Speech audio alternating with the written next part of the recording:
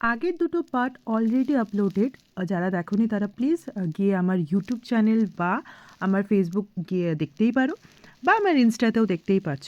আমরা বাড়ি ফেরার টাইম করলাম লাঞ্চ আসানসোল থেকে।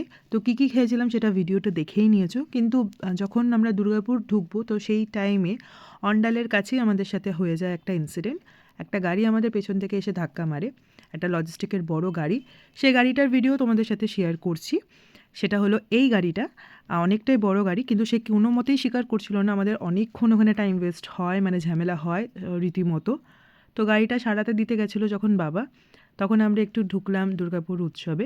ওখান থেকে কিছু টুকটাক কেনার ছিল, নিত্য প্রয়োজনীয় জিনিস যেগুলো কাপ প্লেট ক্লাচার্স এগুলোই কিনলাম, আর বোন কটা কুর্তি কিনেছিল।